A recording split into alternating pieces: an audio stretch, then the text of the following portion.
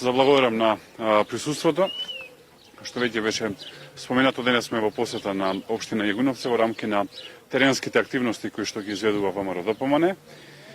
Би сакал да искоментирам, доколку ми дозволите, два актуелни настани од делот на здравството и од делот на политичките случувања. Денеска гледаме и символично пропаст и целосно потопување на владата на Зоран Заев и Венко Филипче. Имено ова што се случува денес со Македонија, тоа е дека пола народ се обиде да отиде во соседна Србија, во Белград, во Ниш, во Врање и во останатите градови, со цел да се вакцинира, го покажува целосното фијаско и колапс на владата на Зоран Заев. Најнеспособната и најкриминална влада во историјата на Македонија. Влада која што е единствена во регионот, да не зборувам за пошироки размери, која што не успеа да обезбеди вакцини за населението со цел населението а може да се заштити од коронавирусот. Влада на која што пред очи се случува десетици илјади граѓани да итаат во соседна држава за да се вакцинираат.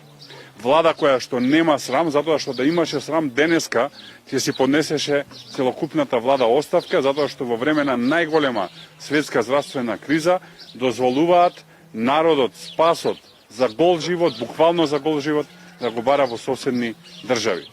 Со право луѓето се прашуваат зошто плаќаат здравствено осигурување, зошто плаќаат даноци, кога основната потреба, а тоа е да се даде шанса за живот на луѓето, властите не можат да ја обезбедат. И затоа оставка денес и веднаш од владата заради ова фијаско кое што символично денеска можат да го видат со колоните возила кои што чекаат на Табановце за да влезат во соседна Србија. И втората тема која што сакам да ја искоментирам е поднос на уште едно фијаско, а тоа е безбедносно фијаско, но и фијаско ако сакате поврзано со еднината на децата. Кокаин во Македонија има како никогаш претходно. Јас уште во мај 2019 година напишав една колумна насловена "Кокаин во поларизирана Македонија".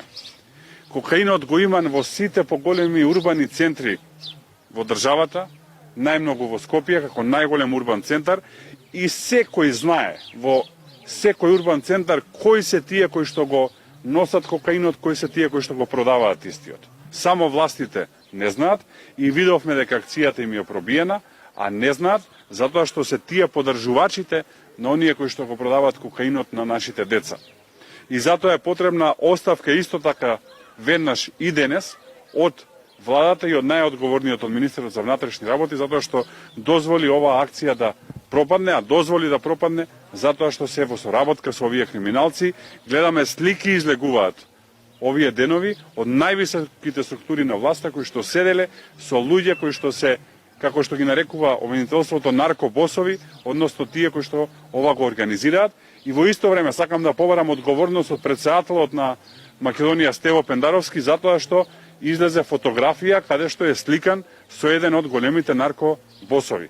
Доколку тоа го направиле намерно, треба да поднесат кривична одговорност, доколку како што можеби ќе се правдат дека е случајно, треба уште поголема одговорност да поднесат, затоа што се тие кои што треба да знаат кои се луѓето со кои што се сликаат, затоа што се тие кои што се на врвот на безбедносните структури во државата. Безбедносните структури ги води министерот за внатрешни работи, дел ги координира премиерот, а дел ги координира преку Националниот совет за безбедност и претседателот на државата, и затоа оставка од владата заради оваа причина и одговорност од претседателот на Македонија. Јас се завршам тука, повелете ако има прашање. Имам едно прашање. Пред неколку дена веќе се објавија медиумите дека бизнисменот Миодраг Давидовиќ официјално стана собственик на Шикела, кафера тешка 200 милиони евра, со промена на ДУП-от, која вие обелоденивте минатата година. Како го коментирате се тоа? Нема уште ни истрага. Па, ако гледам од лична перспектива, како една голема сатисфакција, затоа што точно е дека јас бев прв кој што во јавноста излезе и кажа што ќе се случува во Тетово и кој криминал се спрема. Секако тоа беше негирано, но времето еве го потврди. Ако ја гледаме суштината, која што за мене е многу позначајна, е дека криминалот царува во Македонија. И дека идеалите во наводници и идеите застануваат таму каде што почнуваат парите.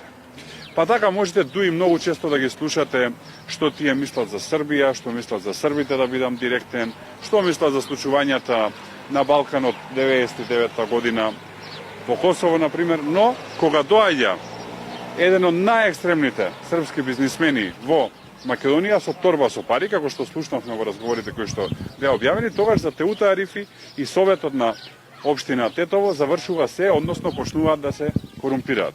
Истото важи и за СДСМ и за Зоран Заев, кој што од една страна устата му е полна со геостратешките интереси на Македонија, кои што ние како ВМРО ДПМН силно ги поддржуваме, а тоа е членство во НАТО и Европската унија, од друга страна на еден од најголемите екстремисти на Балканот, кој што користи црни пари за финансирање на екстремизам, му овозможуваат бизнис од 200 милиони евра. Кога јас го обелоденив скандалот, тоа се заскриваше зад фирми од Панама, веројатно сватија дека се извадени на чисто и дека веќе нема поента да се кријат и затоа отидоа преку фирмата на Дака Давидовиќ од Црна Гора. Јас во изминатиот период прв пат ќе кажам за јавноста добивав и закани да не објавувам таа афера затоа што се работи за мојтни луѓе, да им порачам дека кај мене закани не поминуваат и ќе продолжам да објавувам криминални афери секогаш кога ќе имам сознание за истина. Ваш коментар околу скандалот со Мила Царовска и Меѓународен сојуз на Буке 13? Те па исти бандити, тоа сме го зборувале. Ова е само едно јасно произлегување во јавност на детали кои што беа познати во јавноста. Јас сум со Зоран Заев на суд, ме тужи за клевета затоа што кажав уште во август 2019 година за ова што сега го гледа целокупната македонска јавност, така што таму за брзо време ќе имате можност да видите и докази кои што ќе ги презентирам. Значи целиот криминал и таа криминална шема, каде што на врвот на пирамидата е лично Зоран Заев и каде што се изрекетирани повеќе бизнисмени, сумата надминува некаде над 20 милиони евра, се открива низ македонските институции. За жал тие институции се заробени и се под притисок, но пополека излегува вистината на виделина, а после промената на власта која што ќе случи оваа есен, ќе бидат целосно расветлени и ќе одговараат сите кои што се дел од овие криминални шеми.